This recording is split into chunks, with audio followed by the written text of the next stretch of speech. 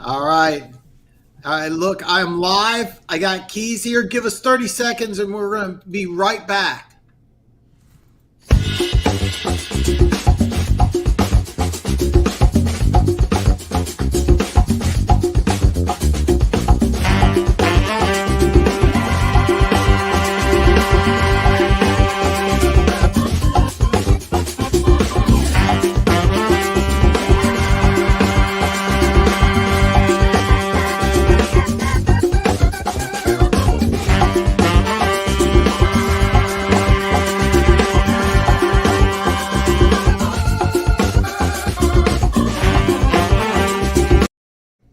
Yes!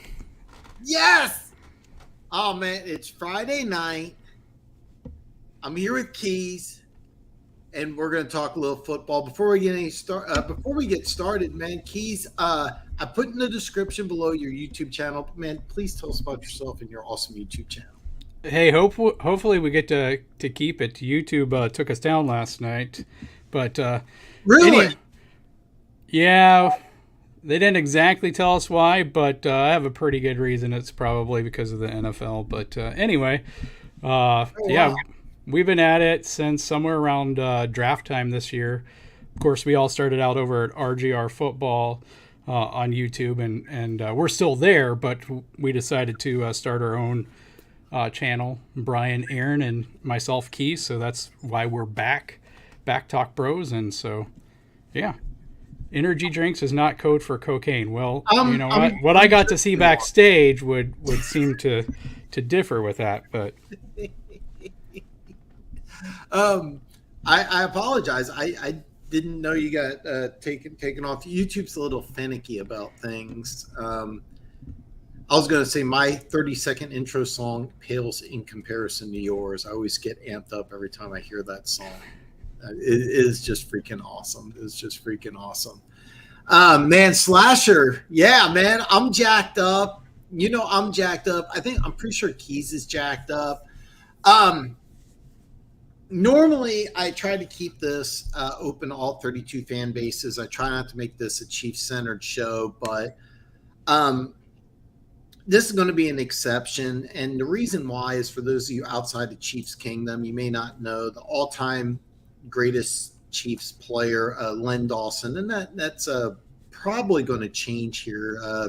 Patrick Mahomes probably going to surpass him soon, but Len Dawson passed away, and Len Dawson meant quite a bit to the Kansas City Chiefs organization. For those of you who do not know, he was the quarterback for the 1969 Kansas City Chiefs team, and it meant a lot to me, even though I never met him personally. During the 90s, I would turn off the sound of the TV, turn on the radio when Len Dawson called games. They mentioned in preseason that he is like one of four players or one of four people to be in the Hall of Fame as a player and an announcer, world-class announcer. If you're old like me, before the internet, there was a show called Inside the NFL that I haven't watched in years, but it started out with Len Dawson, Nick Bonaconte. Later, Chris Collinsworth was added to the show, and you couldn't watch any of the highlights of your team unless you watched Inside the NFL. It was always on Thursday night at 10 p.m. And I loved that show. I loved Len Dawson. And with him passing away, it was kind of sad, but in a strange way, it was also poetic because when he passed away, in my eyes, he was the greatest Chief of all time. And Keas, I'm going to ask you here. I think it's just a matter of time before Patrick Mahomes overtakes Len Dawson as the greatest Chief of all time. Is there a chance that he could do something this year to become the greatest Chief of all time? Is he already there? Man, give us your perspective, man. you know, this one I think is going to come down to whether you're old school or new school. I like to think of myself as in between school.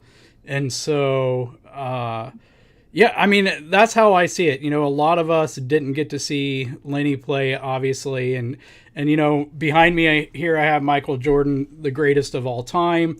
And he's actually guarding someone, unlike players in the NBA now. You know, and I bring that up because, you know, we have these kind of fights nowadays, right? And I can say that, but I didn't even get to see players like Wilt Chamberlain or Bill Russell or those guys play. That was an era before my time, but I did get to see basketball, in the Jordan days when players could still foul and before you could travel like crazy and stuff like that. But I bring that up because I know, there's been multiple transitions in the NFL. Likewise, it's really hard to objectively compare players that played in that same era that Lynn Dawson did, and even before that, back when football was one of 2 or 3 jobs you had, right? It wasn't the job that was paying your bill. You had a full-time all year round job. And so, for me, it's hard. And I think probably a lot of us who are younger would struggle with that as well. I think probably a lot of people would say that Mahomes, is already there, just kind of because, we have no way to quantify, statistically, back then. And you can talk about, intangibles and things like that, which certainly Lynn Dawson had. As far as this year, I mean, it really is going to depend on what you're using to base it off of.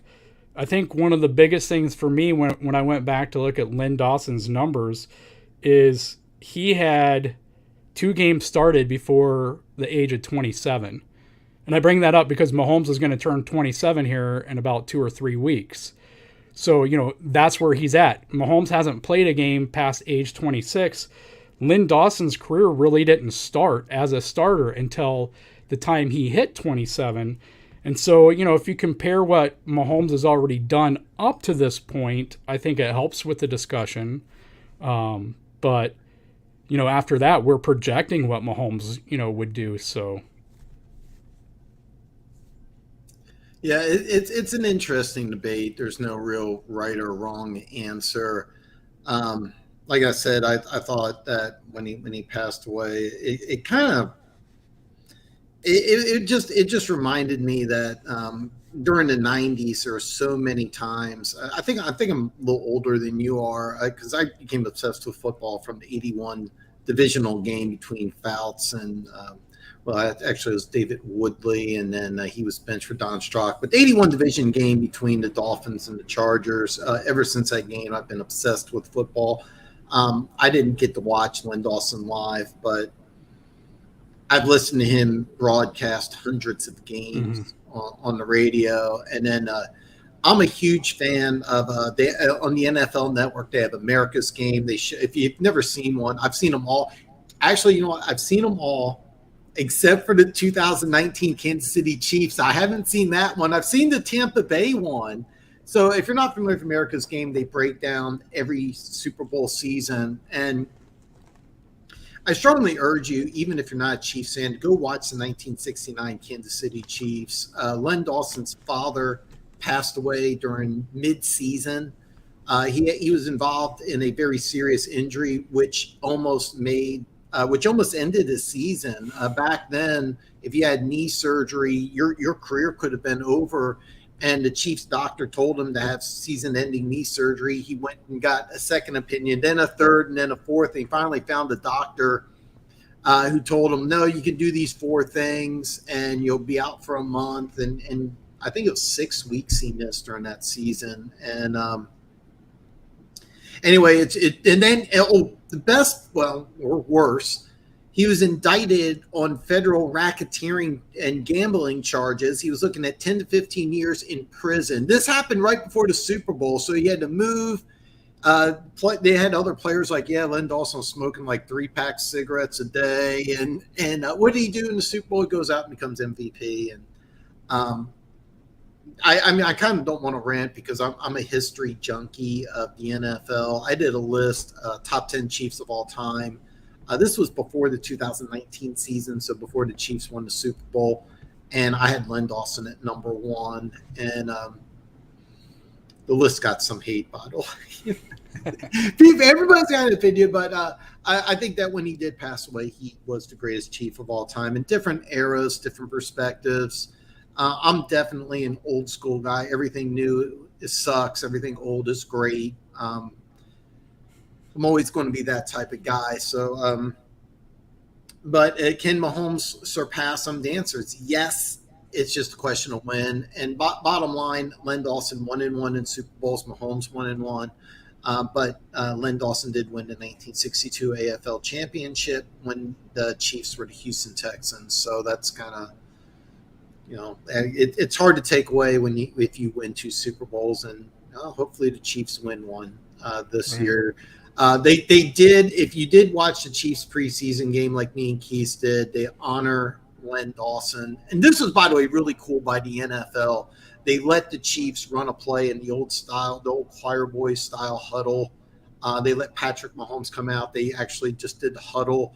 I thought the Chiefs would have to call timeout. The NFL ended up just letting it go. Really cool thing by both the NFL and the Chiefs organization. So that's kind of my rant. I believe by the Packers as well. What I heard was the Packers declined the penalty. So, is that what? yeah, Yeah, I was watching this and I'm like, I couldn't figure out what the hell's going on because I was expecting a penalty. I didn't know the Packers waived. That's what I heard. So I know the Lions fans won't want to hear it, but it was a classy move. But yeah, okay. If that was I thought the NFL stepped in, but it was really cool, really really cool. And there's number 6. Everybody's wearing the 16 pins, which they should.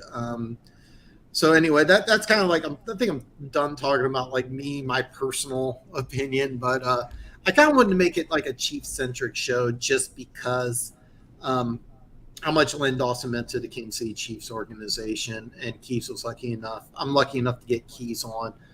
All right, Keas, I'm gonna put you on the spot here. Where does Mahomes rank all time? Just your personal opinion. Do you have a number? Top 5, top 10? I'm gonna put you on the spot here, man. I've never really taken the time to make up my all time top 5 list, but if I were to do so, and again, I'm tainted because you said 1981. I wasn't even born yet. So, but I mean, I did get to hear Lenny call games, so I was blessed in that way. Oh, he's an amazing announcer. But my when I first started watching football, I was about 5 or 6. So we're talking, right around the time that you had Derek Thomas, and then Joe Montana came, a couple of years later. Tony Gonzalez. These are, the guys in those formative years. So I don't know if you can really consider Joe Montana, with just a little period in there, but I would say definitely Derek Thomas and Tony Gonzalez and Mahomes have to be at least 3 of those 5. It's hard though, because there's a lot of guys that I never got to watch who are in the Chiefs Hall of Honor, and so I don't know, again, because I don't want to be a new school homer on it, but I still got to go back and get in touch with the past more than I have. So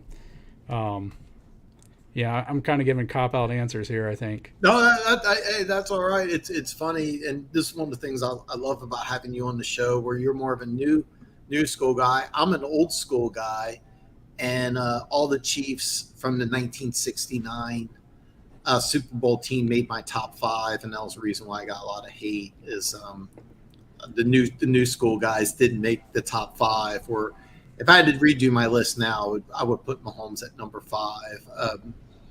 Below, Len Dawson still is number 1. Buck Buchanan, Willie Lanier, Bobby Bell, all made the NFL top 100 team. All of them are in the Pro Football Hall of Fame. I got Mahomes right now at 5 all time, but it's just a matter of time before he becomes number 1. So I'm going to read through some comments here. The Slasher, man, you should be very excited, Slasher. You should be very excited. Little love here from One Pride 40, man. What's up, man? I'm just living the dream, man. I'm living the dream, man. Funk says, "What's good, Dan? I'm playing video games with my son. I won't be too active." That's all right, man. We understand. Keas has 15 kids. So No, not it's quite. amazing. Like I have no idea how he has time to do anything. It's crazy. I have no kids and I have no time. So Keys is amazing. Um, I made the most legendary fantasy football name, 24 happy endings. Oh my god. That's pretty good, man. Uh, or should I change my name to the Rub and Tug?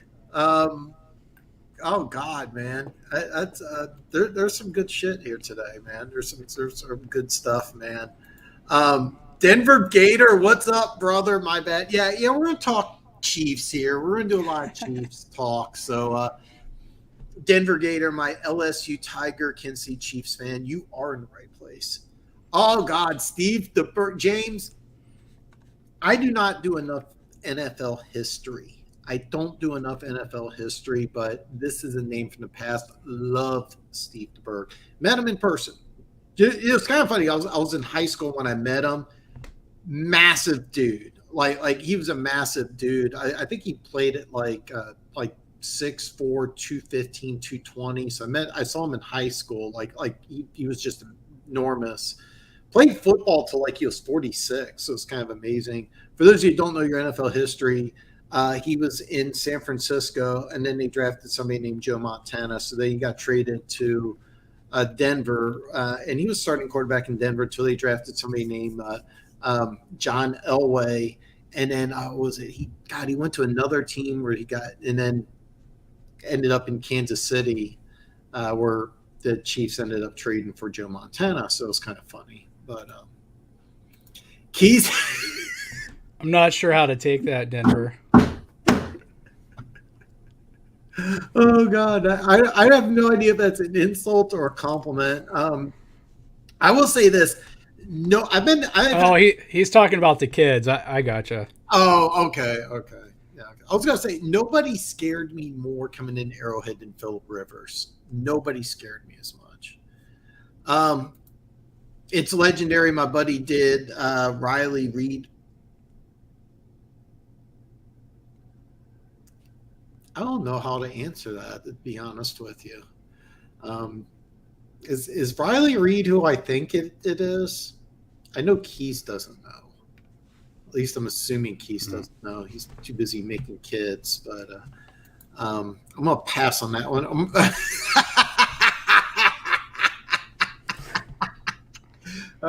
That's a good. How about Nick Cannon?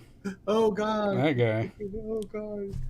Oh, man, you guys come in full force. I shouldn't have said that. I shouldn't reveal Keys' info. I'm just blown away because like me and Keys had several conversations, and I was like, oh yeah, you got like one or two. He's like, I got 15. I'm like, holy shit. Okay, I have Google, so I now know who Riley Reed is. Yeah, I'm gonna pass on that, or I may get banned from YouTube as well. Oh God, oh man, you guys are coming up with some good stuff today, man. Some really, really good stuff. We're actually going to start talking about football here, and it's going to be a Chief-centric show. But listen, man, I know my stuff. I can talk football. I can talk 32 teams. Keys knows his stuff too. So you have a question about your team. You want to talk Lions. You want to talk Packers. You want to talk Vikings, Carolina Panthers. You have a question. We have answers for you. I do want to say this here. Let's talk a little preseason football. Is there anything particular about the Chiefs' final preseason game besides the huddle that really stood out to you? Just how confusing it was. I'm still processing, right? We talked about this I think a week or two ago about the first two games, and there wasn't one running back on the team that could get anything done.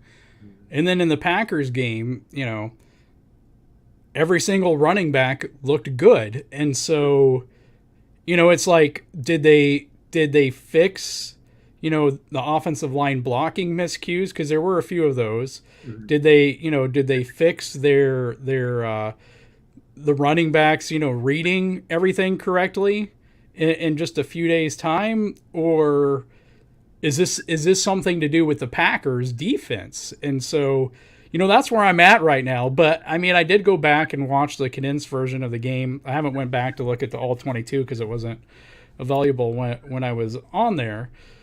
But there were a few runs that were definitely the running back made a great decision and made a great move. But that's kind of where I'm at and maybe the answer is all three of those things. But that's kind of where I'm at, because that's a big question. Because if they made adjustments that quickly and they continue to make adjustments like that, and the running game can look that great, I think it just makes the offense, even scarier than what it was before. So, I think that's the big one. It also looks like any tight end that they plug into the offense, they're going to find a way to get those guys open. And I wonder how much of that, was just trying to show it and put nightmares into defensive coordinators' heads. Because we also talked, a week or two ago about their use of fullback Michael Burton there on short situations, 3rd and short or 4th and short, as opposed to, before they would bring in Blake Bell to do the quarterback sneak. Of course, he's injured. They hadn't tried that this preseason. They were just handing it off to Michael Burton. The only time I can remember them doing a 3rd and short or 4th and short where they handed it off to a running back was the Packers game, and they handed off to Isaiah Pacheco, and the offensive line just let a guy go right through unblocked, and he just hammered him in the backfield. So, yeah, I mean, if they do that, if what it looked like is a sign of things to come, I think that's really scary for, the offense, which the passing game hasn't seemed to miss Tyreek Hill at all. So, you add in the running game that they didn't have, they were, misusing it and all of that. And then, oh, by the way, we have 3 tight ends in Travis Kelce and Jody Fortson, who's back from injury, and Noah Gray, who looks a lot better, in his second year. And the Chiefs were, I think, out of there were the top 5 offensive personnel's groupings from 2021. I think it's by EPA. The Chiefs were 3rd and 4th or 3rd and 5th, and number 3 was their 13 personnel. And the other one that they were top 5 in the whole NFL, right? The top 5 offensive personnels of all 32 teams, and the Chiefs had 2 of those 5. One was 13 personnel, and the other one was 21 personnel, I want to say. So, Michael Burton and a running back, basically. And so if that's the direction they're going to go, nightmares for defensive coordinators, in my opinion. No, I honestly, I could not say it any better myself. It's kind of a shame because Ronald Jones looked pretty good, and I don't think he makes the team. I'm drawing a complete blank. Number 19 returned some kicks. Corey Coleman. I don't think he makes the team either, and you could see some of the talent he had. Just former 1st-round pick. The one Joshua Williams didn't have a great game, but you can see the upside. Right. I mean, looks legitimate, like 6'2", 6'3". I call it the NFL 20. But he looks like he'll have an off season where he goes into the Chiefs weight room. He might put on I call it the NFL 20, but he might put on 10 pounds of muscle and be faster. I mean, I'm going to go out on a limb and assume the Chiefs have a better weight conditioning staff and program than Fayetteville State. So I see there was a lot. I kept on watching him. I'm like, oh God, just one off season, one more right. In an NFL system, and he could be really good. He's going to play some this year. I really think he is. One Pride 40, you bring up something that I've been excited about, and that's a Califtus looks like a baller. Keas, you want to chime in? You got a comment there? I mean, it's kind of funny that right. a Lions fan's saying this, Yeah, and I mean, there's a I don't want to say famous, but there's a big Chiefs guy out there. He used to work for the Chiefs, and he has his own. They have their own YouTube collective as well, and he made a very bold claim that he believes George Karlaftis is going to beat Derek Thomas's Chiefs rookie sack record, Yeah, I saw this. which would be more than 10 sacks. I I'm believe not. it's 10.5. Is that right? Derek Thomas's record Yeah. is 10.5, I believe. So 11 would at least 11 would be what you have to get. You know, uh, I'm kind of a show me person, so the average for a first rounder, whether they're early or mid or late, for an edge rusher is right around 4 sacks, in their rookie season. So, expecting 11, I think is a little high, kind of what I call, that's well into Kool-Aid snorting range, in my opinion. And so, I mean, he does have a motor, in that way he's kind of similar to former Chiefs and Tamba Hawley and Jared Allen, guys that just they don't quit, and so he can get maybe he can get 6 or 8 simply because of that. And we had guys last year, some of them are still on the team, who missed sacks, they gave up on sacks, they gave up on plays, and Karlaftis doesn't seem to be that kind of player. So I think that's either way it's a positive, and I don't think it can do anything but help inspire or challenge really the rest of the guys out there. So It's something I shared with Keas, but there was clips of him working with Frank Clark after practice on moves, and I love that. By the way, I gotta I don't remember if it was you or Funk who first told me about this Karlaftis, but I know it was one of my Lions fans started talking about him playing for Purdue, and then I started watching him. I'll be honest, I really thought going into the draft, I thought he was more of a 3-4 outside linebacker. I call it the NFL 20. I thought he might have to put on some weight, but you kept on hearing the same thing from people, just motor intensity. mm-hmm. He had a sack. I don't remember it was game 1 or game 2 of preseason. He was actually double teamed, spun out of it, and sacked the quarterback after being double teamed. And that type of effort, it's kind of rare. Yeah, I'm about 170, 175, but like when you're 270 and after you've been running and 2 guys hit you and you have to spin off and you're still running at full speed to chase down the NFL quarterback, it takes a lot more effort than you may think. I mean, I get tired just watching this guy run. So, I mean, it's one thing that I don't even, as far as the guy say he's going to break Derek Thomas's record. Yeah, you couldn't have said it any better, Keys.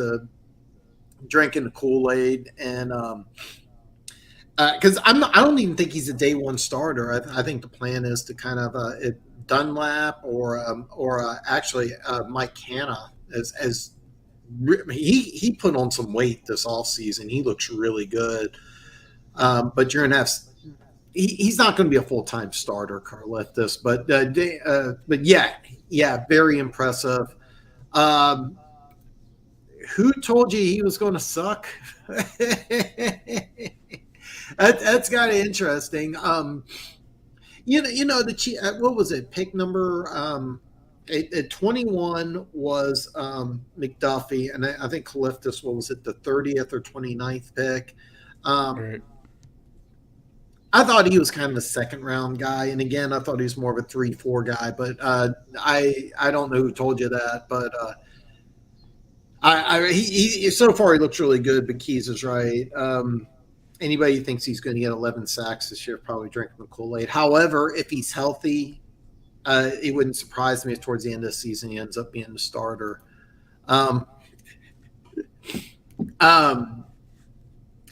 James says, I never liked Lamar Hunt after he campaigned to take away the Lions Thanksgiving Day game.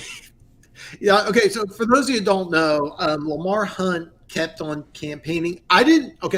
James, I'm might be taking away stuff from the truth here, but the way I understand it is that he wasn't trying to take away the Lions Thanksgiving game. He just wanted to bring one to Arrowhead. I was at that very first Thanksgiving game at Arrowhead, and it was electric. I mean, it was awesome. But this has got. Hopefully, you don't look at it as a personal insult, because he did a lot of great things, and Clark Hunt did a lot of great things. Side note: Clark Hunt lives in Dallas, which I always thought was kind of funny, and has more money than Jerry Jones. A lot of people don't realize that the richest man in Dallas is actually the Chiefs owner, not the Cowboys owner. You were you the one who told me about him? One Pride. Because you were the one who told me about him. I started watching him, very impressed with him, and so far he looks really, really good. I love these. I would say top 5 Kansas City Chiefs receivers of all time. It's kind of funny because the 2 top ones are tight ends in Gonzalez and Kelsey. So if you take those 2 out of the equation, it'd actually be Otis Taylor would be number 1. He belongs in the Pro Football Hall of Fame. He's not there yet. He'll get there sooner or later. A guy by the name of Dwayne Bowe, which I knew Keas watched, had a lot of upside. Just I couldn't really answer why his career never really took off. My guess is that he just really didn't love football.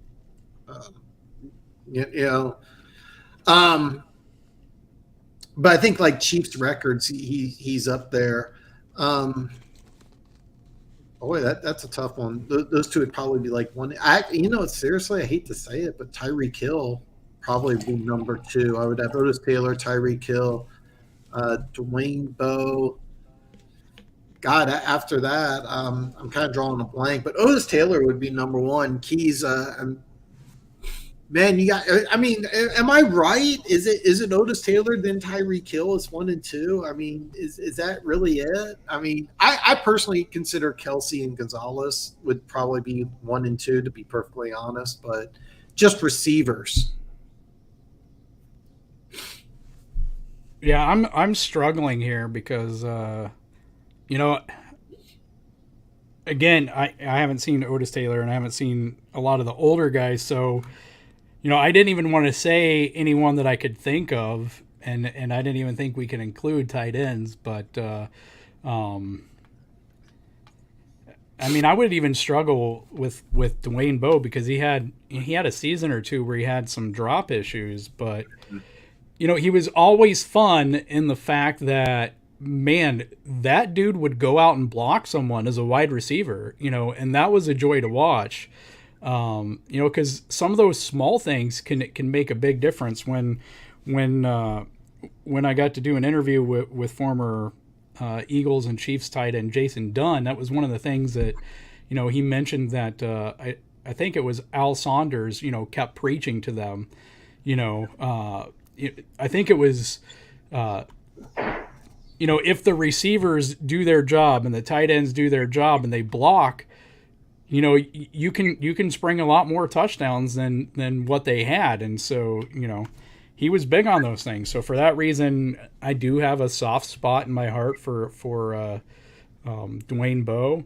But, as far as the rest, I mean, there's a lot of names out there, but nobody even really sticks out to where,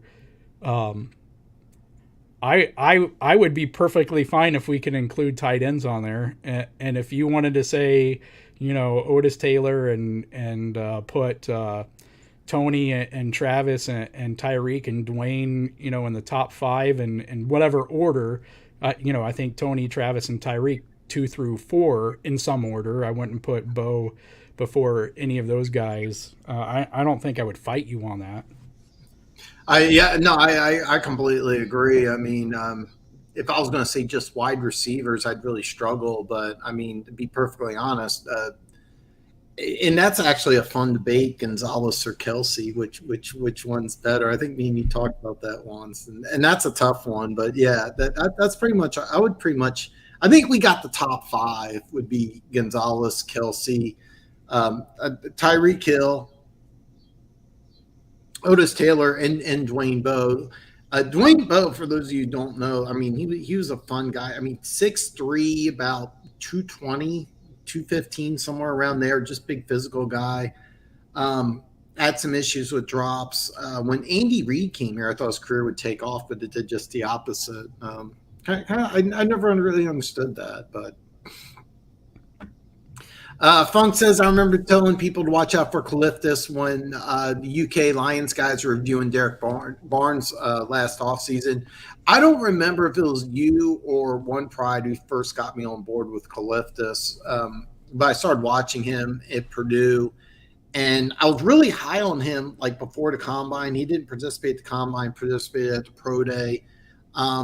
And I kept on thinking like I really thought he'd be better suited for a 3-4, but I like seriously the hype on him, like Keas said, somebody he brought up thinks he's going to set an all-time Chiefs rookie pass record from a Hall of Famer, Derek Thomas. So yeah. Denver Gator, Jared Allen, one of my all-time favorite players. I would never ride in a car with him, but I'm sure would party.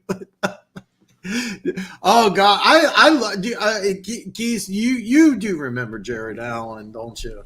Yeah, absolutely. He was super fun to watch, but probably at some point for Chiefs fans, he became more known for the trade that netted us Jamal Charles. Yeah. I kind of forgot about that. It was actually funny when he was drafted. The Chiefs really brought him in mainly to help on special teams because in college he was a long snapper. So he was brought in, and then we signed a free agent. I'm drawing a complete blank on who it was. A free agent defensive end. We signed him big time money, and he was just okay. I think he was from Green Bay. Jared Allen just kept on like outplaying him. Finally, he took over the job and did really, really good for a while. And then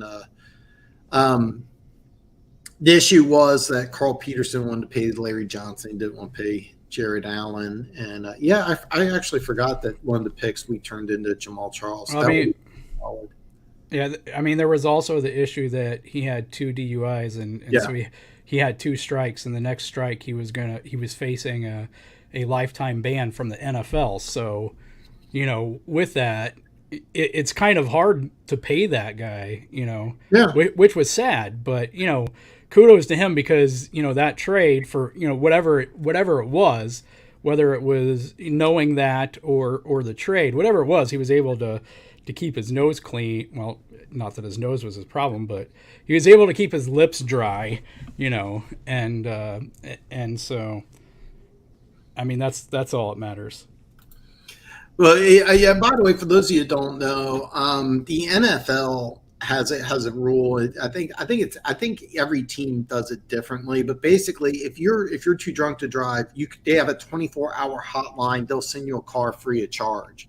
So if you're an NFL player, you can party like a rock star if you want. There's no excuse for There's really no excuse for DUI anyway. But when you're an NFL athlete, yeah. You want to talk about some Kool-Aid drinking? Someone from Detroit, super slappy, said that Rodriguez will have 25 tackle for losses and all. That is like Charlie Sheen level Kool-Aid snorting right there. Yeah, you know what? I almost shared it. There is a Chiefs fan who swears up and down that the Chiefs will have the 2 best tight ends in the AFC West in Kelsey and Fortson. And somebody responded, "What about Darren Waller?" He's like, "Oh yeah, he'll outplay Waller." And it was like a nice thread. And I was actually going to save that and post it on our show tonight, Keas, and be like, look, there's homers, and then there's and I decided not to do that, but I'm not going to post this guy. I actually sent Denver Gator a clip of a Broncos fan who says Patrick Surtain is better than Jalen Ramsey. So they're in every fan base. Funk. They're in every fan base. It's getting.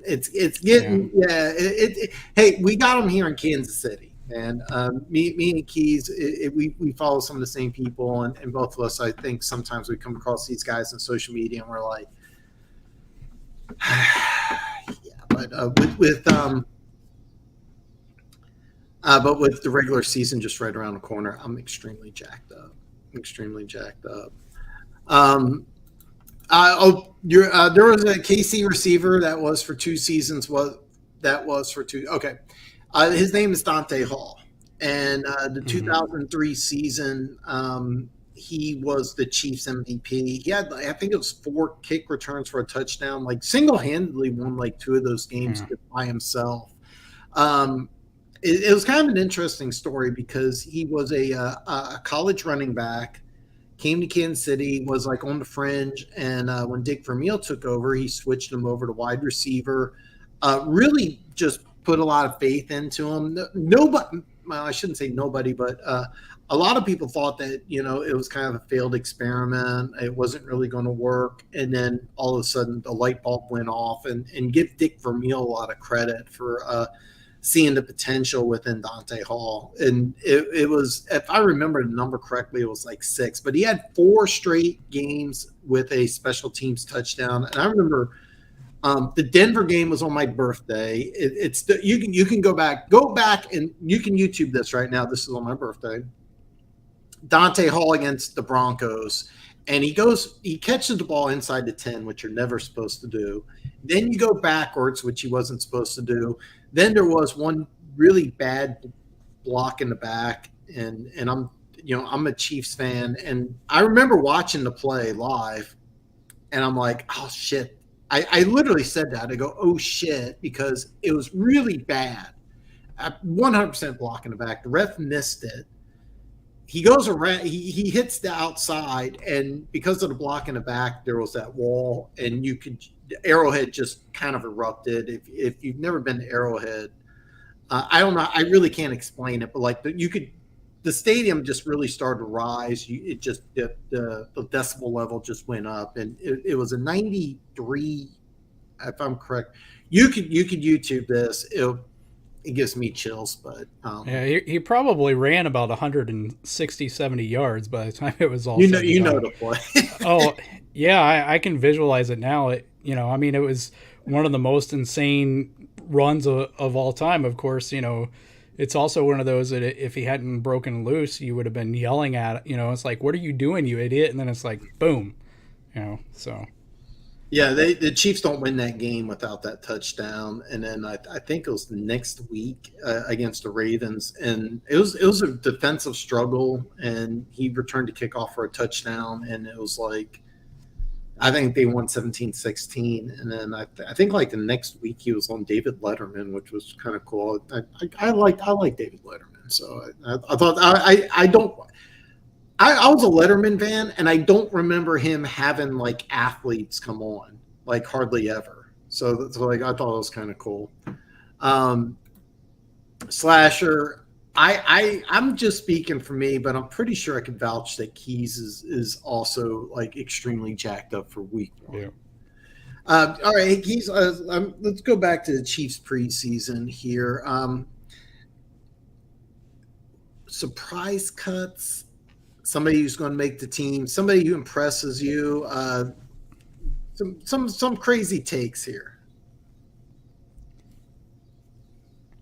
Crazy takes that I believe, or I'm going to just leave it wide open, man. Wide open here. Let me ask you this here: player that surprised you in a good way. Somebody who might make the team. Well, I think he's definitely making the team, and it's someone we've talked about before, but Justin Watson, who spent the last 2 or 3 years with Tampa Bay. I mean, it's hard to say he came out of nowhere, but it seems like he did when we signed him to a futures contract in the offseason. My first thought was, well, I think he's like 27, and if he had any potential, Brady would have wanted the Bucs to keep him, was kind of my first thought. And then it wasn't too long later when Mahomes was like organizing all of the new receivers and bringing them down to Texas. And, I hope this isn't a hot take, but to me, it seemed like he was finally taking, an off season seriously, in that, I've been kind of pissed the last couple of years because that's one of the hallmarks of a great quarterback, in my opinion, right? Tom Brady, Peyton Manning, these guys force their receivers to put in extra work. If the timing's not there, they force the receiver. And it seems like the last couple of years, it's all been if the receiver, they have to come seek out Pat or whatever. And so, when he was doing that organization and they were down there and he talked in OTAs about being shocked at Justin Watson's speed and calling up GM Brett Veach and talking to him about him. And so, that started to stick in my head. And another Chiefs YouTuber, Thunder Dan, 88, started talking about Justin Watson and started putting some of his old tape on there. And so, he became more and more on the radar. But, at the same time, when you looked at the numbers and the receiver room that we had, we get a lot of these guys. And Chiefs Kingdom overhypes receivers like crazy. And so... Justin Ross. I mean, there's one every year, there is. I can't think of all the names, but at least the last 4 years, I think last year, Jamal Custis, and, the year before that, there was another guy. And so, yeah, but, seeing him in training camp and then seeing him in all 3 preseason games, he's looked really impressive. He has great hands, whereas some of our former receivers that are no longer with us didn't have. He has a good catch radius. He's able to get some separation. And the Chiefs are finally adding some vertical in the opposite way into the game, where they're throwing some of those jump up balls that the Raiders and the Chargers have kind of killed us with over the last few years. We're adding that to the game. So, for me, it's Justin Watson, as far as coming out of nowhere. Like I said, this last game, the running back room, I was initially high on Isaiah Pacheco, simply because he has, as far as the running back room we have, he was probably the best one at those third down running back things, at pass blocking and receiving. And I'm not saying he's great at that. And, you can take that however you want to for the rest of our running backs. But that, that third down responsibility things, he was good at. And I was hopeful with his 4.37 and his, that he would be able to generate a little bit more explosive run plays than the rest of the running back room has. And so the first 2 preseason games, I kept waiting. I got to see a 10-yard run. He's getting hyped up. We're not seeing, anything really past 4 or 5 yards. And all I'm wanting is a 10-yard run. And I think in this last game, he had 4 or 5 of them. And, a few of them looked really impressive. I think he had a couple, at least one 14-yard run. And so I'm feeling a little bit higher there, but, I'm not ready to call him running back number 1 yet, simply because, again, every single running back looked good. So I'm not sure yet, if it was the Packers defense or, if this is something that I should buy yet. So that's the offensive side. Well, I'm just going to kind of jump on your comments here, because if you would have told me May who's going to make the Chiefs team, I would have looked at the wide receiver, and I think at the time there was like 13 wide receivers. I just would have crossed Justin Watson completely off. I hadn't, and I for same reasons you did. If he was worth keeping around, Brady would have found something, and for the fact that, we both kind of agree here. Watson made the team, right. which is it's hard to believe that this wide receiver room could get a surprise like that. It's always a great story. For those of you who don't know, 6'3", about 200. Am I saying too much weight on him? Maybe 195, but tall guy. Set like every Ivy League receiving record, comes to Kansas City after being cut by Tampa Bay and makes the team. And Also, another thing I do want to touch on is what you said about Patrick Mahomes bringing everybody down to Texas. That's something that every great quarterback does, and something just throwing it out there, Kyler Murray didn't do.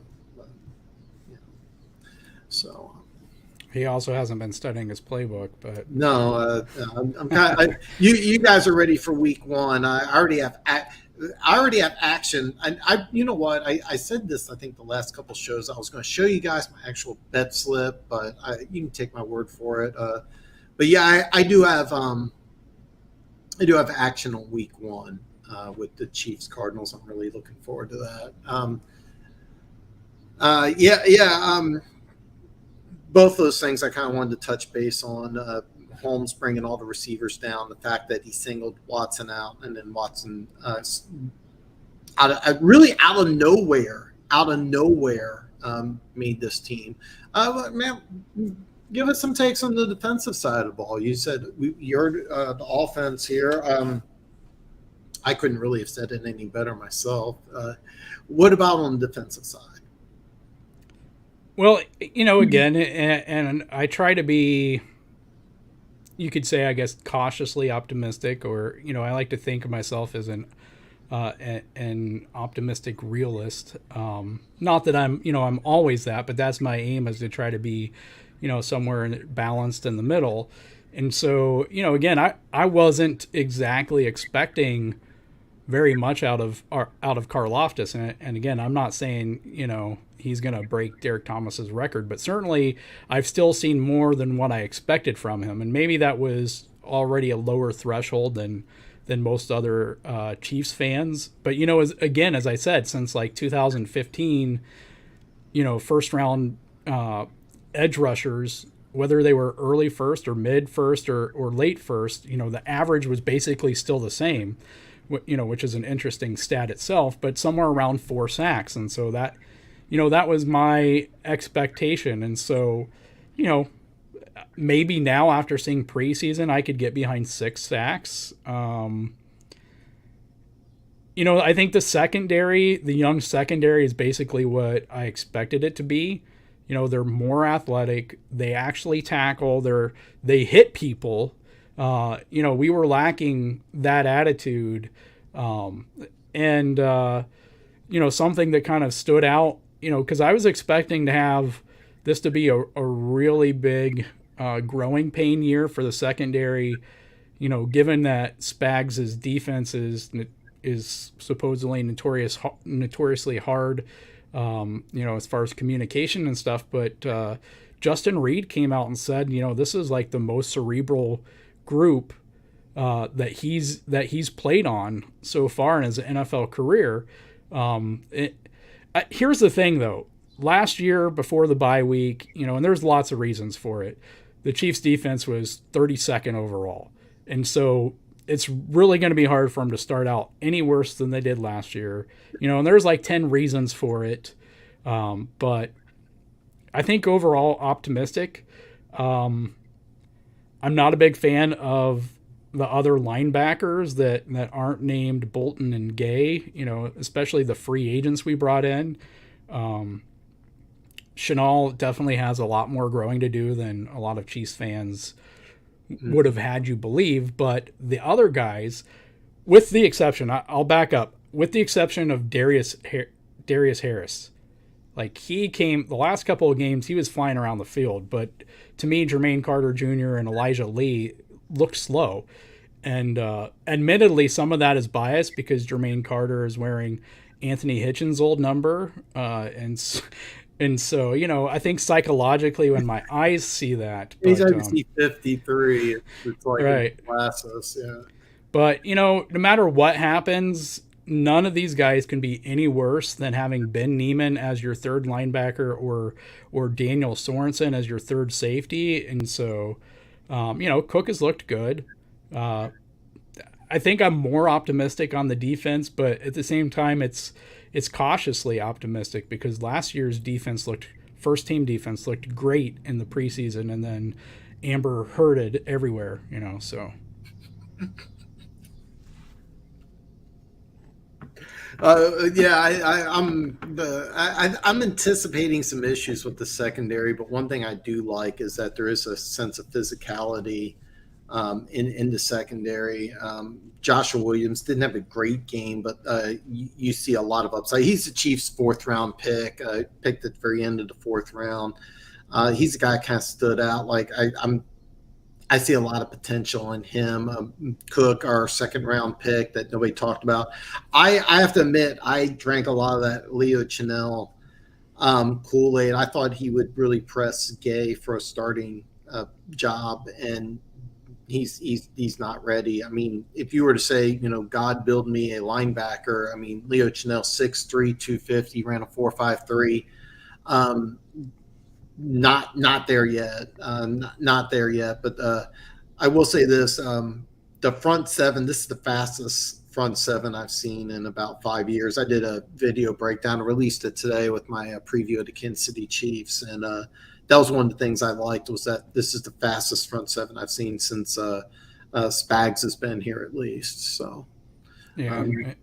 And I mean, you can go back to like a CEH argument on this, but a lot of the highlights of Chanel in college were blitzing the A gap, and so if they were to use them that way, I think you would see a little bit different results. And maybe they are. I think, and every team's different for how they use preseason. Like Tobe had our returners returning 9 yards deep in the end zone because he wanted to see his blocking. What his guys were going to do, so he could do evaluations. So, was Spags using these 3 preseason games to figure out each guy's limitations, figure out what Chanel can do, what he can't do, what he can kind of do but needs to be coached up on, those things. But yeah, I'm with you. But if they were to put him in there and blitz him, up the A gap, then I think he would probably be fairly fine there. Especially when you got Chris Jones in the middle and Derek Nottie or whoever else, they have in there. So, yeah, I drank the Chanel Kool-Aid. I really thought he would press Gay for a spot, and he's not even close. But a year in the off season, things may change. You never know, but it's nice to know that. Nice to know that they got some depth as far as the linebackers. When the final cuts come in, it'll be kind of interesting to see who gets cut. I mean, we know who the 2 starters are. The Chiefs play a ton of nickels, so Chanel's going to make the team. And then after that, I'll be honest, it's kind of a crapshoot. Read some comments here, some friendly trash talking here. This is kind of interesting. Same here, Slasher, but hey, I'll give you Lions excuses if they lose. The D-line isn't healthy, and J-Mo wasn't there to take the top off. One question, Funk. Do you know when he's going to play? I have not watched Hard Knocks. If I'm not able to get Hard Knocks on Plex, then I will buy the subscription to HBO for a month, and I'll watch all the Hard Knocks episodes before the season comes out. I've heard it's really good. I've heard Hard Knocks is awesome. I haven't watched it. I'll spend the $10.99 or $11.99. So like Plex is really weird. Okay, so the new I'm going to call it Game of Thrones, but it's not Game of Thrones. It's the prequel. Okay, so that comes out. It's on Plex like 10 minutes later, so I can watch that up to date. I'm not going to, but that comes out. Hard Knocks does not. For whatever reason, Hard Knocks isn't being released on Plex, so I will probably have to buy the year or the month subscription, and I'll check it out. So you tell me though, when's Williams going to be able to play? I think you made a mistake. By the way, Sky Moore, he was more than available when you guys were drafting. You could took him instead. He looks pretty good so far. Linebacker room is kind of in shambles too. Goddard's going to be running all over the middle of the field. That's okay. Our safeties are booty. You may get repped on us. Same here when the all right. I love it. Oh God. Oh God. God, there is some trash talking here. God, you guys are ready for week one. I'm ready for week one. The Chiefs have a very good game against Arizona. The way it works is that I probably won't be able to watch the Eagles Detroit game, but I will have the red zone on. And if the NFL Network replays the game, I definitely will watch it. I have multiple questions about the Eagles defense. And I was really bummed out because Keas nailed it. Every team's doing preseason a little different. So I was all excited. I got Detroit, Indianapolis game 2 on my DVR. I was all excited. So I go ahead and I turn it on. Both teams are playing backups. The Colts got Nick Foles and Tim Boyle, and I'm like, what the fuck's going on? Because I was expecting to watch. I wanted to see the starters because I got some Lions fans here. So I didn't get it. So I didn't bother watching it because I'm not really going to learn too much about either team by watching backups. So he's probably going to come back during the Dallas game. That's about week 5. Am I 4 or 5? Okay, so he's going to miss a month. Still think it was a mistake trading up for a player who couldn't stay healthy in college, and I think he had holes in your roster. But oh Jesus Christ, it's a great name, man. It's a great name, man. Oh God, yeah. Give him a hand. Oh God, this is pretty good. Yeah, as far as the Chiefs preseason, I really liked the front seven. I saw some speed, impressed with Kaloftis. Physicality of the secondary really, really impressed me, but I also see where it may take us a little while to get the secondary up to speed. The front seven's really going to have to carry us. Chris Jones, Frank Clark, both of them look slimmer and faster. Very impressive. Watson making the team. Pacheco, very impressive. I'm kind of sad because there's several wide receivers who Josh Gordon. I don't think he makes a team. Mm-hmm. Corey Coleman. I don't think he makes a team. Ronald Jones, the guy I was really excited about when we signed him, he's not going to make the team. By the way, don't feel bad for these guys, especially in Josh Gordon and Corey Coleman's case. These guys made millions of dollars, and just because they're going to be unemployed. Corey Coleman will make the roster for another NFL team. So Ronald Jones probably will. As far as Josh Gordon, I'll be honest, I don't know. I don't know. But I do think Corey Coleman and Ronald Jones, I don't expect them to be back in Kansas City, but they did enough that they'll make another NFL roster. Anything else stand out to you, Keas, man? Our offensive line depth after the first string is not good. No.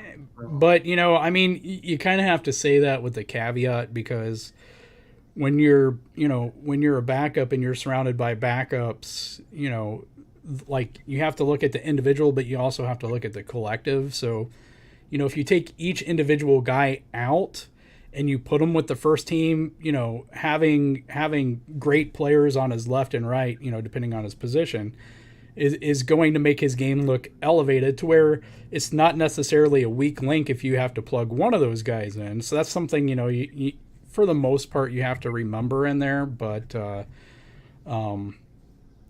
yeah, I don't know. I thought Coleman, at least on special teams, if they were to use Sky Moore on offense more than they were expecting, and even the same with Pacheco, is Corey Coleman a guy that could slip in? Because he had some good returns in the third preseason game. Yeah, he really did. That might give him an edge over Josh Gordon. And with Blake Bell having surgery, and they'll after they make the cuts, they'll keep him on the roster, but then they'll put him on IR, and then they'll be down to 52 players. And it's kind of been a question in my mind of where they going to go, with that extra spot. I don't think they're going to add a fourth tight end. If they were, I think it would have been Matt Bushman who broke his collarbone in the Packers game because he was looking good. So, where do they go with that? If you have them with 3 running backs, because you said Rojo's not making the team. So if you have them with 3 running backs, and I know from talking to you before, you only have 2 quarterbacks. So, they got to find another. There's a spot there somewhere, and I don't think there's a whole lot of offensive linemen that they're keeping. And, they'll scour the waiver wire. But, right now there's only 7 offensive linemen that I see on this roster, staying on the roster, as of right now. So, where does that extra person go to when they put Blake Bell on IR? Do they actually keep a 7th wide receiver because of how they're using Sky Moore and how Pacheco, has looked, and so they don't want to use them as much on special teams? I don't know, Well, the way I understood it, and I'm not 100% sure. I think now Sky Moore didn't return punts and kicks in college. I don't think that they actually want to use him on special teams. I think they just wanted to get him on the field, just try to get used to the speed of the game. Where Corey Coleman's a guy who is going to return punts and kicks. He did look good. I don't think there's enough spots for Coleman to make it, and then I think there's enough love for him. If you didn't watch the game, he had a really nice kickoff return. I want to say a 40, 50-yard kickoff return. Bobbled a few punts, but returned them. One he dropped, and then one he bobbled. One was a nice catch off of bounds, 15, 20-yard return. I mean, it wasn't massive, but you could see the speed, not Tyreek Hill's speed, but had some really nice acceleration. I don't think he makes the roster. I really don't, and I have no idea what they're going to do with the tight ends. Damn shame about Bushman. For those of you who don't know, who didn't watch the game, Matt Bushman had 2 long touchdown receptions. Looked like he just had the game of his life, and then he went away with a shoulder injury. And it really didn't look that bad. Right. He was walking in through the tunnel, and then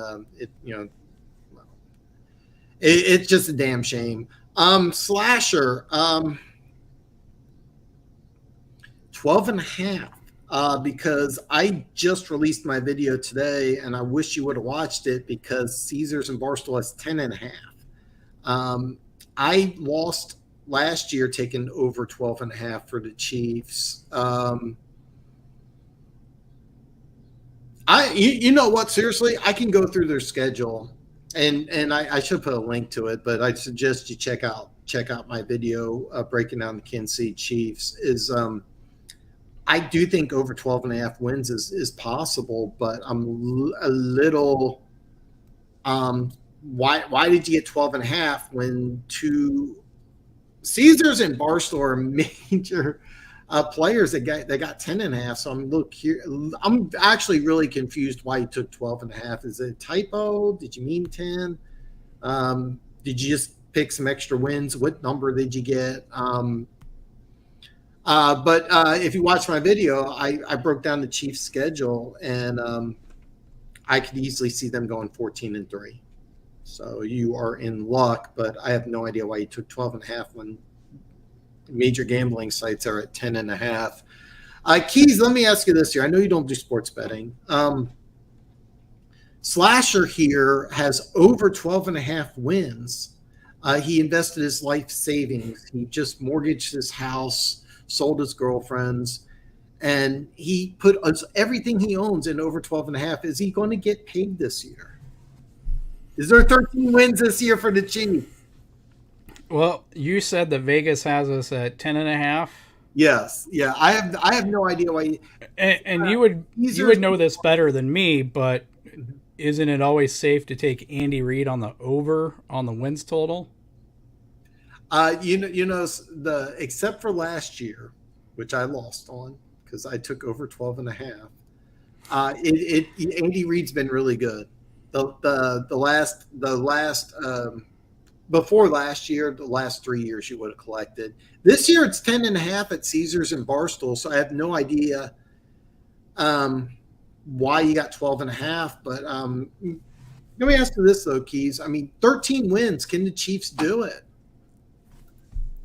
Yeah, I mean, I wouldn't bet my life savings on it, but I think anywhere between, and for me this is being, pessimistic and about as optimistic as I can be, anywhere between 10 and 15 wins is, doable. So I guess if you went halfway, you would be at 12 and a half.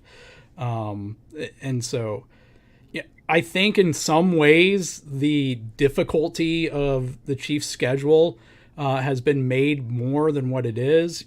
Warren Sharp is a good source out there if you're a bettor, and every year he looks at the rest that teams get in their schedule.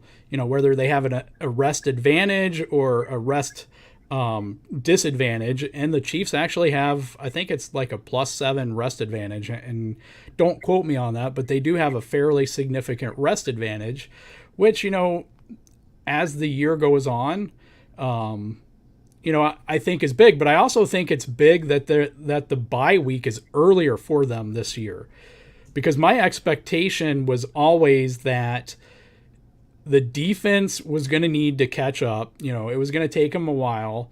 And the big thing we've talked about is the communication. You add this many young players in there, there's going to be communication issues. Well, at the same time, we had a bunch of veterans in there last year, and we still had the communication issues. So, to me, it's almost like a wash. Does the athleticism, does actual much better tackling and hard-hitting attitude, does that make up enough?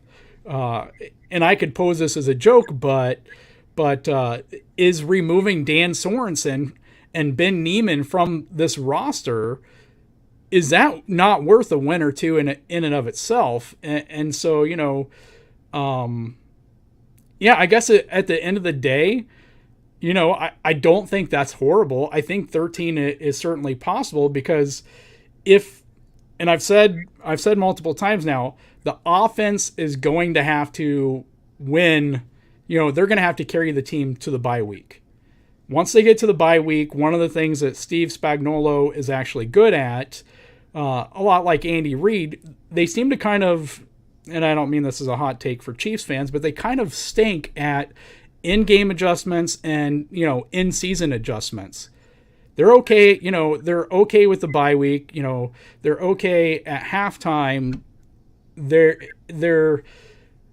not okay, making adjustments between the quarters. They're not okay making, the adjustments they need to, between games. And so in my mind, when they get that bye week, and it comes a lot earlier than it normally does for the Chiefs, it's actually beneficial, because Steve Spagnuolo is going to do his best, and they're going to make some of those adjustments they need to make earlier in the season, but still late enough that, they figure out what their issues that they need to tweak are.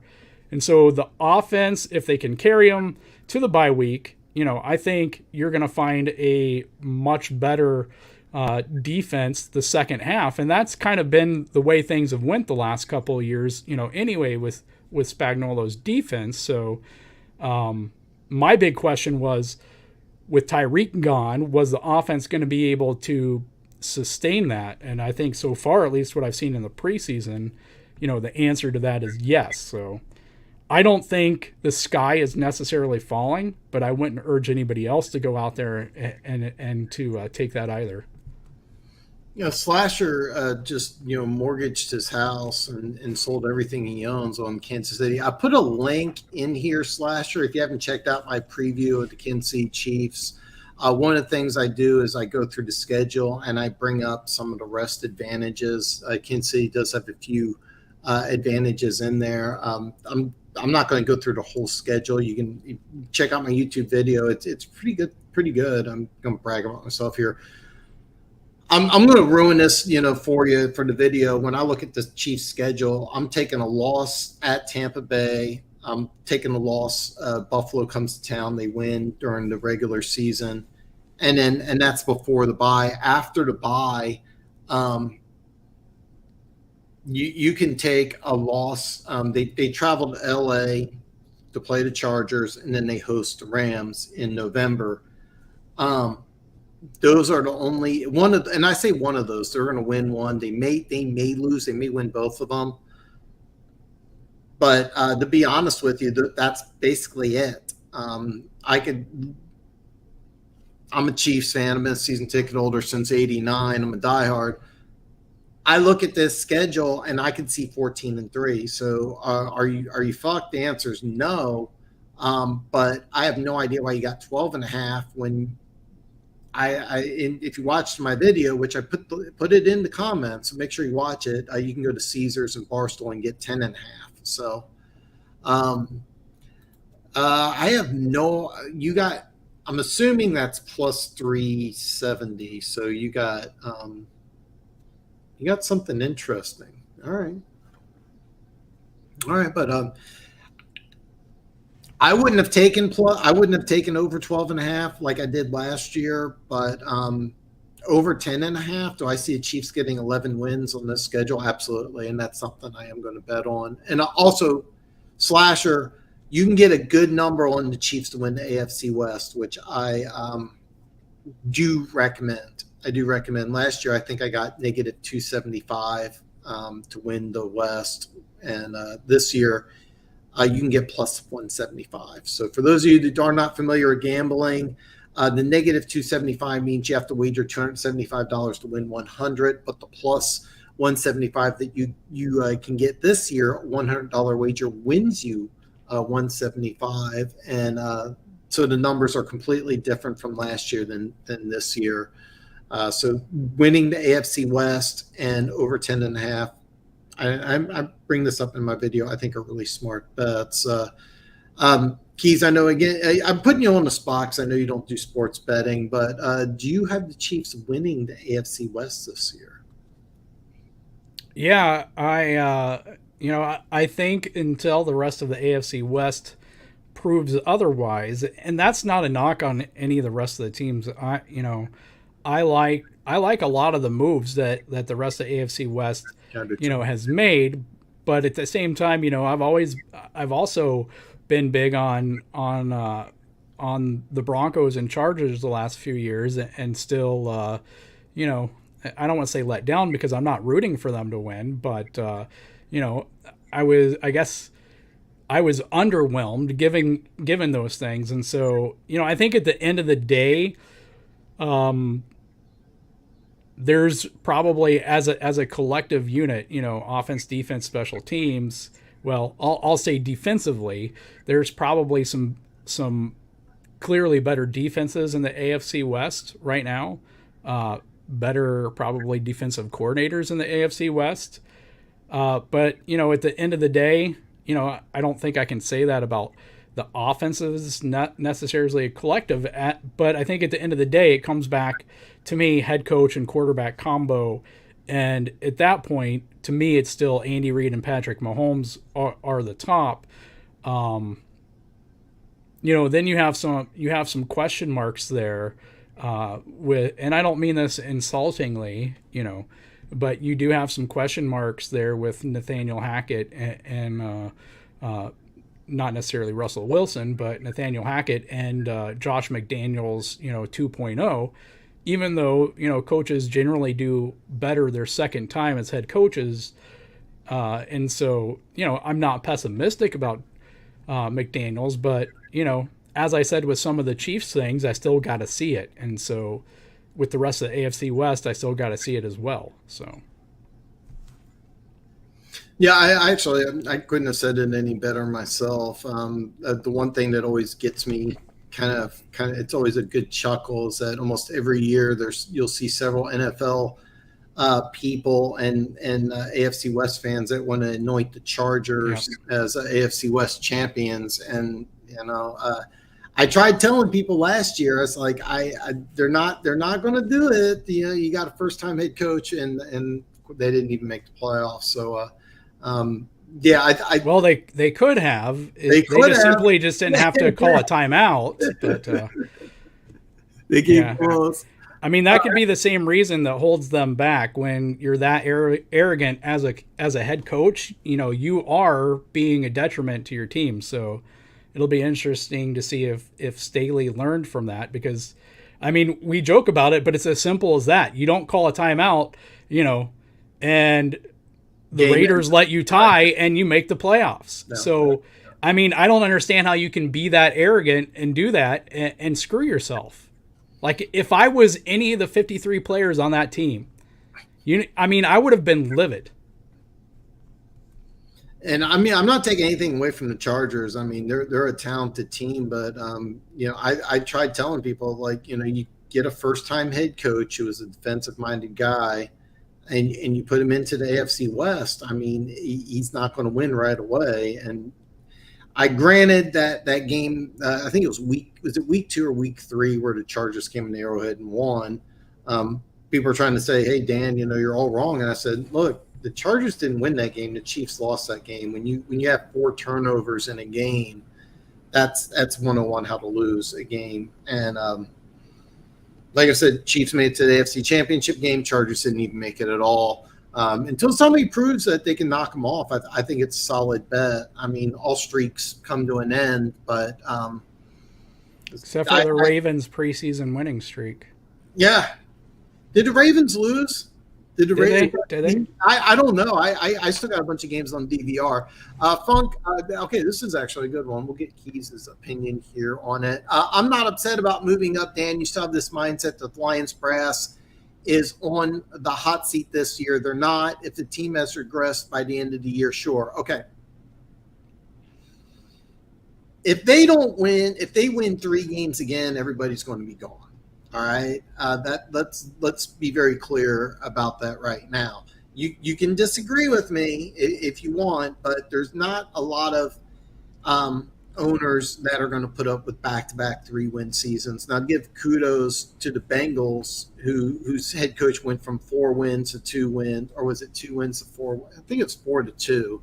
Now, keep in mind, Burrow got hurt and gave him a year 3, but it's as much as Dan Campbell is liked, if the Lions roll out a 3-14 season, heads are going to roll, whether it's the GM or the head coach. I think it's more likely going to be the head coach, not the GM. Now, that said, I fully expect the Lions to improve their win total, but I don't know if there's a magic number, but I'm going to say 5 or more, maybe 6. But when you win 3 games as an NFL head coach, you are on the hot seat. As far as moving up, I don't like it for 2 things. Number one, the player's injured. So OTA's mini camp, he wasn't a participant in that, and you have a young team. That's a problem. Number 2, you have an injury-prone player. It's very rare that a guy's injured in college and then all of a sudden goes to the NFL, doesn't get injured. It has happened.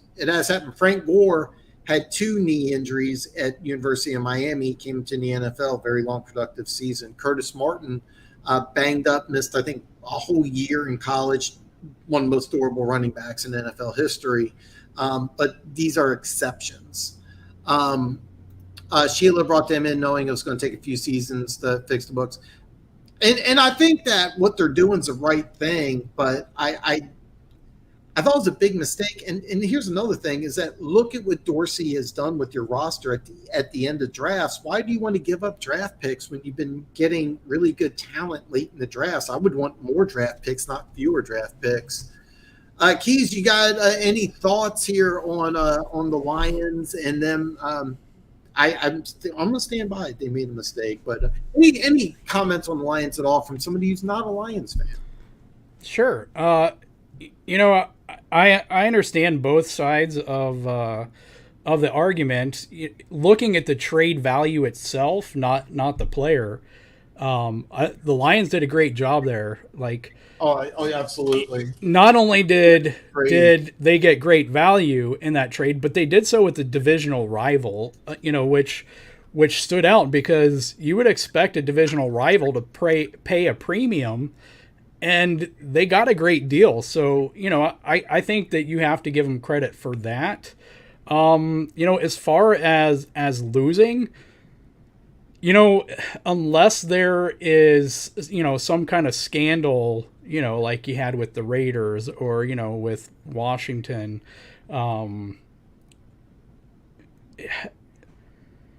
I think that if you move on from the coach and there's not like, and it's based solely on the record, right? Not based off of, players are not improving themselves. The team as a whole is not improving itself.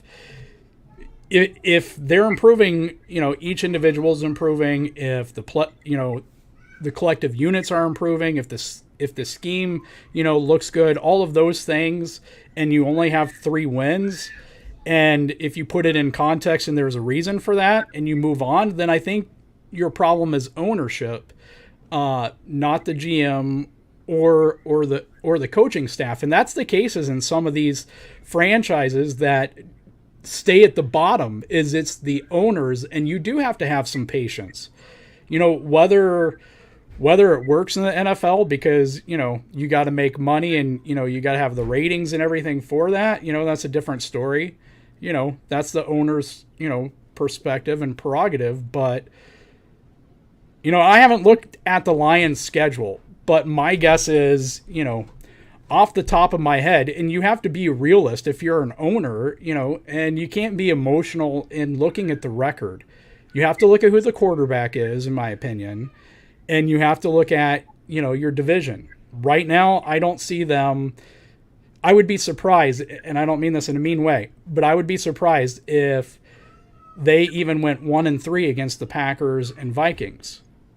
I'm not as high on the Bears, but, that's just the reality of it. So, if they went 0-4 against those two teams, should that be held against, Dan Campbell? I don't think so. I think that's what I would expect from them. And if I went, if I had their whole schedule in front of me and I went through and I thought, okay, this team's going to win 3 games, and they won 3 games, or they even won, 4 games, and they fired Dan Campbell, I would say this is why you're not winning. It's your owner. And so, but, I understand both sides of it. I'm just saying, like, for me, I think you have to be realistic about what a team's win range, is. And I think part of that is who their opponents are. And the other part is the quarterback and head coach combo. And I'm not big on Goff. So, for me, I think you do need to have some of that patience. And some of these franchises, they get things turned around. They do give coaches 3 or 4 years, but they don't do so blindly. If the coach isn't good, they get rid of them. But other guys who are, showing what they need to show as a head coach, owners have patience and they allow them to stay. Now, the pick itself, we're talking about a player I would have loved to see Kansas City, draft. If he was still there at 21 and we took him over McDuffie, I wouldn't have been mad. If Brett Veach could have pulled off a similar trade, with the Vikings to move up, to that area, I don't even know that I could have been extremely mad, at that. And it would have made sense, with Tyreek Hill leaving. And so I guess I'm kind of in the middle on this. Like, I get what you're saying as well. And, the injury history is kind of troubling. But without it, does he even make it out of the top 10? Like, if he doesn't have the injury history, is he even there for you to move up to 12, and draft him? So, yeah, it's a gamble, but, when they can get their quarterback, if he stays healthy, and one of the things you said earlier, and this is no slight to, Alabama's training staff or medical staff either, but NFL training staffs and medical staffs are better. Well, except for the Chargers, but that's neither here or there. And I guess you could throw in the Ravens as well. No, you have some good points. And by the way, if you watch my video on the Lions, I broke down their schedule and I broke down how the Lions can get to 7 wins, and that's kind of 6-7 wins is where I'm seeing, and I fully expect if the Lions get to 6 that everybody will.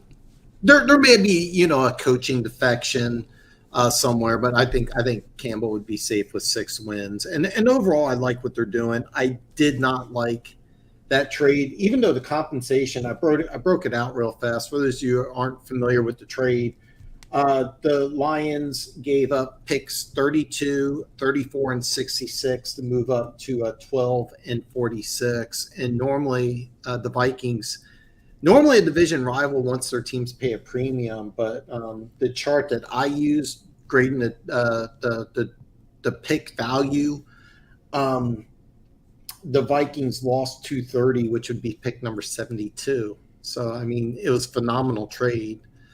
Great value. I just, if I was the Lions who've been nailing late round picks, why not keep those picks? I would have. Let me throw this at you. You know what? Never mind. I was going to do a hypothetical, but you bring up another good point. People like Charles Rogers play all throughout college without a single injury, then turn into a China. Jonah Williams, this left tackle for the Cincinnati Bengals, 11th pick in the draft.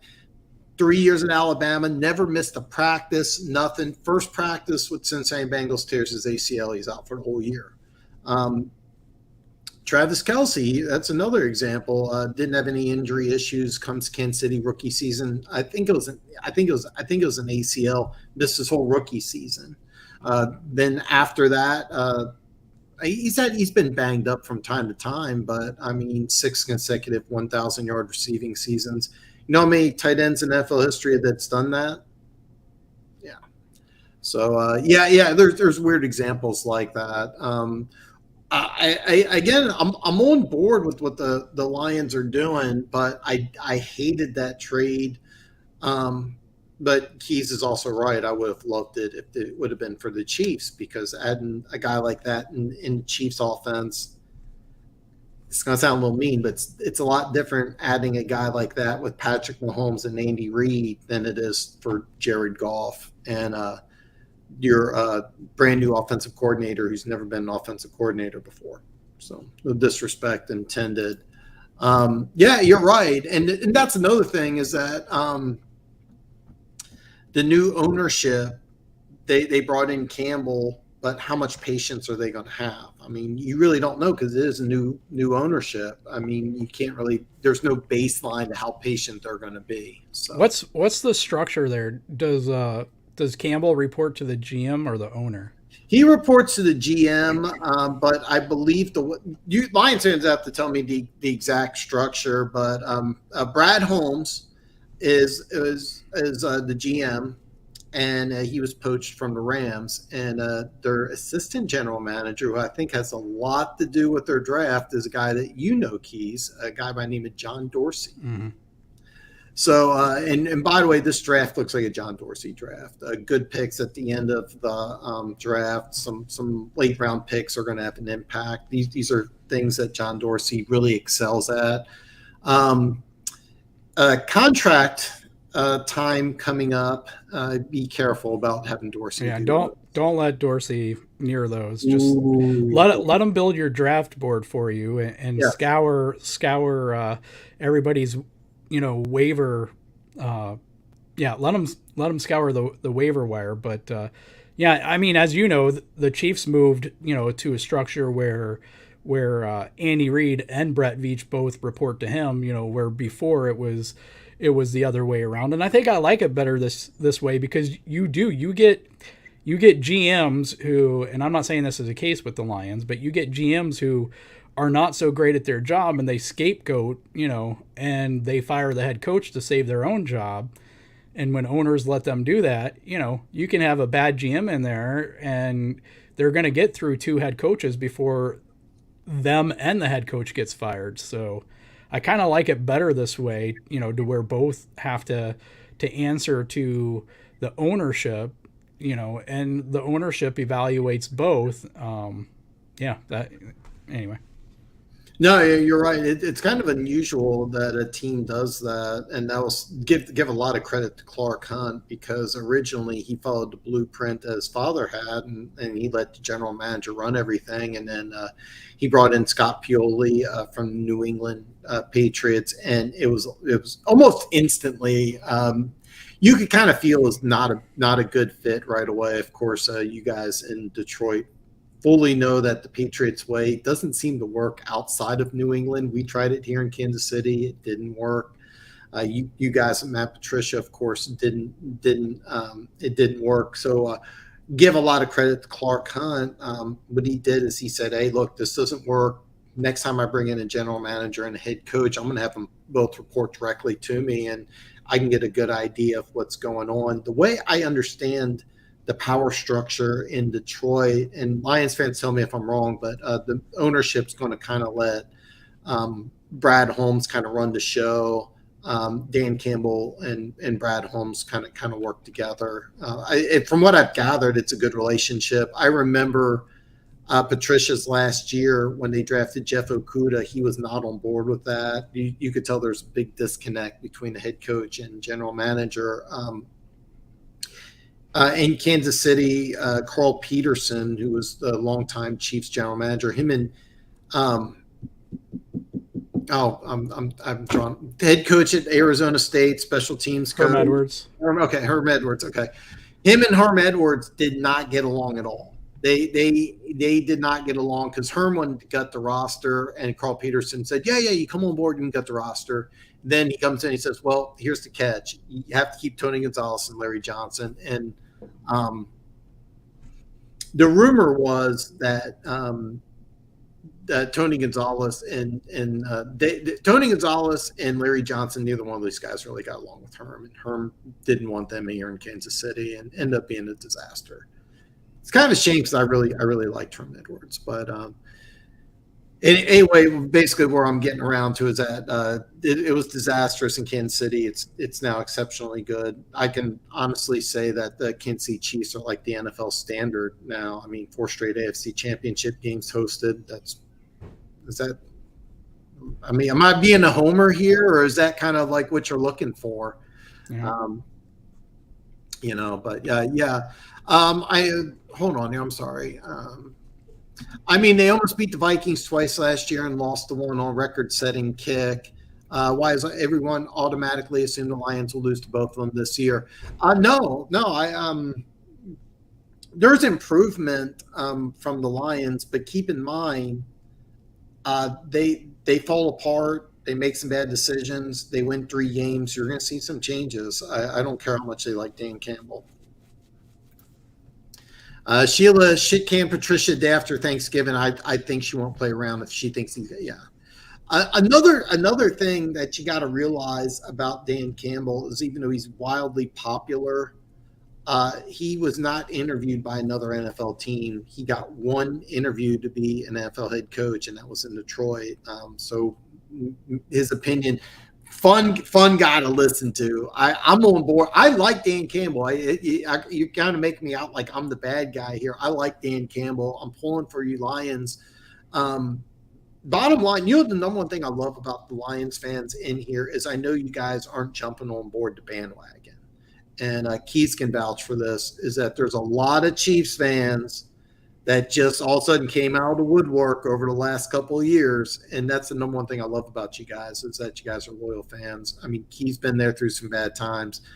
I sat in like 20-degree weather and 30-mile-an-hour winds on the upper level of a 2-14 season in 2012. So, yeah, I've been there through some tough times. So,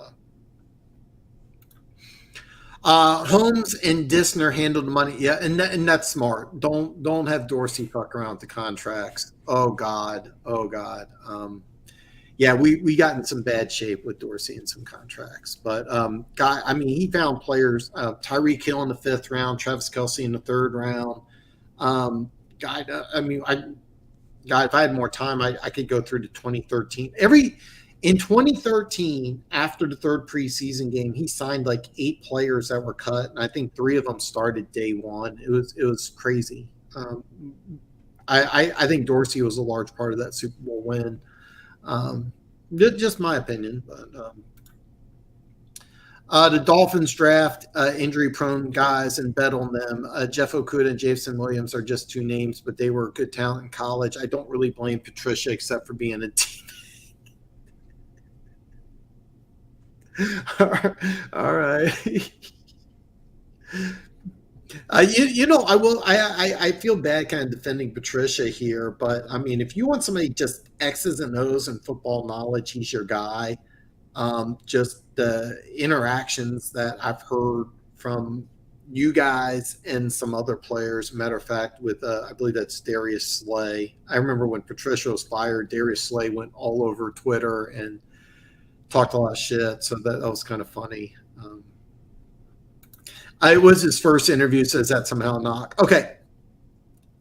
It wasn't just his first, it was his only interview. So what that means is that the Lions organization saw something that I think it was like 6 or 7 other teams didn't.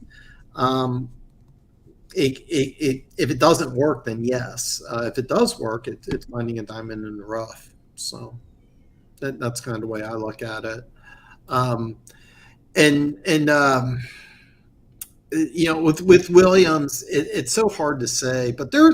By the way, would he have been available if he was healthy at 12? I think that's debatable. I mean, there were some other flaws to his game. I mean, was he 180? Was he 175?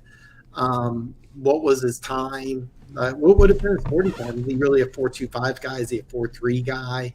I mean, look at the talent he had surrounding him. I mean, there was NFL talent all around him, but Keas is right though. I would have loved him here in Kansas City. I wouldn't have been thrilled if the Chiefs traded up to 12 because the Chiefs had holes somewhere else. So anyway, just to kind of back up here, Denver Gator put in something that I should be doing. So don't forget to give me a thumbs up, by the way. And by the way, if you haven't already hit the subscribe button, and it really helps me out if you drop a comment.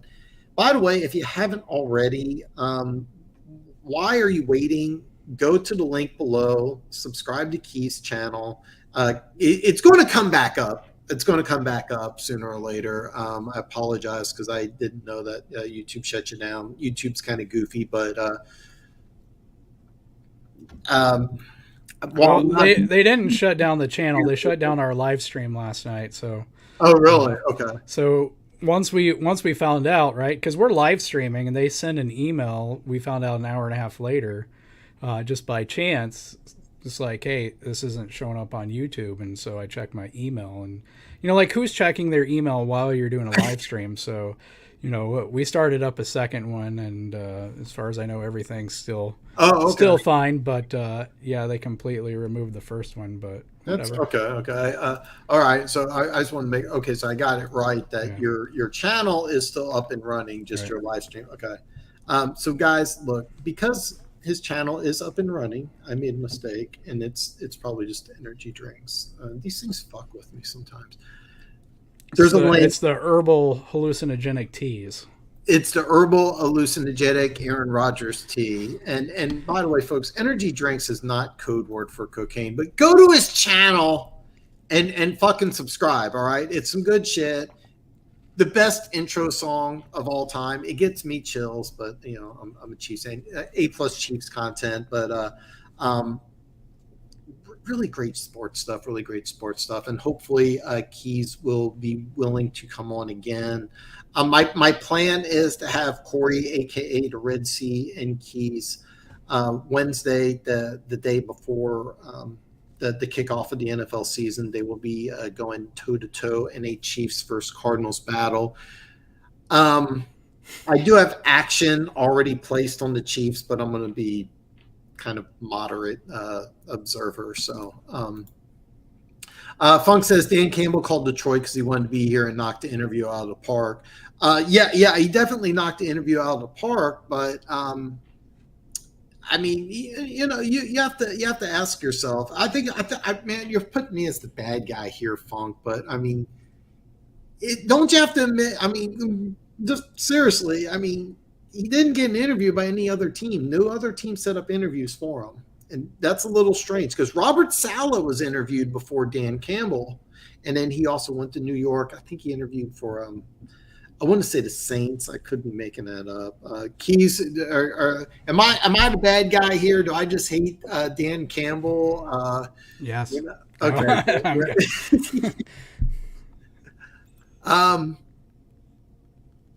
Would you after? I'm missing something here. Would you after Chuck Clark? I'm sorry, man. I have no idea what you're asking here. No, it's code for Big Bird. I have no idea where we got this from. Slasher says Jameson Williams is supreme talent, but his ACL early in his career kind of worries me, and the Falcons passed up on him for that dude in London. No, that's fine. You know what? That was another thing is that when the Falcons drafted London at 8, I was floored because he missed the last month of the season. He wasn't able to participate in the combine, and it was the same issue. The only difference is London looked like he was going to be okay for preseason. I wasn't sold on him. I actually had Williams ranked higher than London, to tell you the truth, but that by the way, it was kind of weird because the Falcons draft, I didn't like London, but after London, the rest of their draft, I just absolutely loved. Would I go after Chuck Clark? For the Lions? Yeah, absolutely. It seems like you're trying to find a reason Campbell will fail. No, I'm not. I'm just saying that if he wins 6 games in 2 seasons, he will be fired. I'm pulling for Campbell. I love Campbell, but I'm also giving you kind of like, hey, look, not all teams are sold on him. The Lions saw something in him that nobody else did, and if he doesn't have success, he's going to get shit canned. So, but Funk, I'm letting you know now, I'm pulling for him, and I don't think he's going to get fired this year. So just you have it. You have it. I predict he'll be back for year 3. Yeah, but I mean, he got injured in college. I mean, I hate to tell you this, defensive backs are bigger, stronger, faster in the NFL. So. The Hayden Hutchinson pick was a ballpark hit. He's the cornerstone of that defense. Yeah, I 100% agree. I thought it was a no-brainer for pick number 2. You pick a guy at a need position who was wildly productive in college, so it was kind of easy. To be honest with you, it was a no-brainer, and I'll make kind of a bold prediction that I think after year 1. After year 1, he'll look a lot better than Trayvon Walker. Keas, you have an opinion there? No, not really. All right. And then Funk, okay. Well, guys, listen, unless there's anything else, I'm going to wrap this up. Guys, like Denver Gator said, please don't forget to give me a thumbs up. If you haven't already, hit the subscribe button. Go to Keith's channel. The link's in the description below. Subscribe to his channel. He's got some really great shit. It's a great channel. Even if you're not a Chiefs fan, you definitely want to go and check out his channel. So that's all I have. Keys, before we get off of here, anything else? No, just thanks for having me on, and yeah, it was fun, and we'll do it again. And Dan, stop hating on Dan Campbell. Okay, so the next week, nothing but love for Dan Campbell. So I promise, Lions fans. So anyway, that said, I'm out of here, man.